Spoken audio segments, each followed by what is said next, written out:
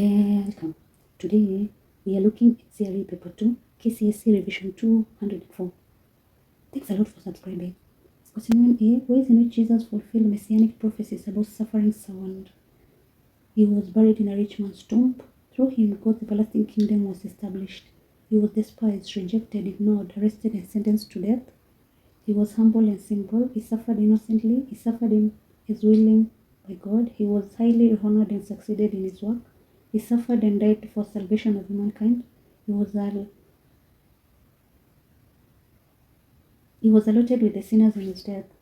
1b. Teaching of John the Baptist concerning Jesus. Jesus will be greater than John. Jesus will bring God's salvation. Jesus will proclaim judgment. Jesus will punish sinners and reward the righteous. Jesus is the Messiah anointed by God. Jesus is the Lamb of God who takes away the sins of the world. Jesus will lead to new community of believers. Jesus is God's messenger. Jesus will be filled with the Holy Spirit. 1c. Factors which hinder people from accepting the call of salvation. Poor role models in the society, permissiveness in the society. They lack faith in God. Some people are deeply rooted in their cultural beliefs. Influence of science and technology. Pursuit of material things. Fear of being persecuted. Fear of losing company. Other religions like cults. Unwilling to abandon their old lifestyles. 2a. The raising of widow sons at Nain. Jesus went to the city of Nain accompanied by his disciples. At the gate of the city, he met people carrying a dead man. The dead man was the only son of the widow. The widow was accompanied by a large crowd. Jesus felt pity for the widow. He touched the bier in which the body lay. Jesus told the dead man to arise. The dead man sat up. Jesus gave the man to his mother. The people were filled with fear. The people glorified the Lord. Jesus' fame spread in Judea and surrounding regions. The instruction to the 72 disciples. The disciples were to pray for more laborers to be sent for the harvest. The disciples were not to carry any bag or sandals or any purse. They were not to salute anyone on the road. They were to say peace to any house they entered. They were to remain in their house, not to go from house to house. They were to eat and drink whatever was provided. They were to heal the sick. They were to tell people that the kingdom of God has come near. They were to wipe off the dust of their feet against the people if not received well. They were to move in pairs. See, ways in which church continue with the healing ministry of Jesus. Christians pray for the sick, preach for the sick, providing guidance and counseling services, constructing hospitals, providing preventive drugs, paying medical expenses to the sick,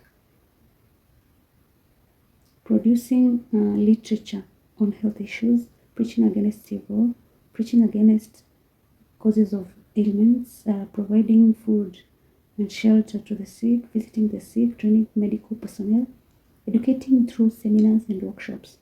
Question 3a. State 7 causes of conflict between Jesus and the Jewish religious leaders during Jerusalem ministry. The question about his authority, parable of the wicked tenants, the question about tax payment, the question about the resurrection, question about his identity, denouncing the scribes, the widow's offering. B. Sign of end of time, rumors of war, false prophets teaching falsehood, natural calamities, for example, earthquakes, famine, plagues. Strange and celestial human beings would come from the sky. People claiming to be Christ, strong waves disrupting the sea, fainting of people from shock as they observe the terrible signs, persecution of disciples of Jesus, martyrdom of Jesus' disciples for being his followers. C. Identify 6 reactions of various people who witnessed Jesus' crucifixion. Some mocked him. Some divided his clothes among themselves. Some wept, for example, women of Jerusalem. Some sneered at him, telling him to save himself. Soldiers offered him cheap wine. The centurion acknowledged his innocence. Some were amazed. Some were repentant like one thief. Some went home beating their breasts. Joseph of Arimathea asked Pilate for permission to bury his body. Question 4a. Teaching on the body of Christ. Christians are members of one body of Christ. By one Spirit, all Christians are baptized into one body. The body is composed of many parts so that they are the Christians. All parts of the body must operate in harmony because they are interdependent. So should Christians. Each member of the body is important. Members of the church must care for one another. When one member suffers, all the members suffer the same. All gifts of the Holy Spirit are given by Christ for the identification of the body of Christ. B. How was the life of Peter transformed on the day of Pentecost?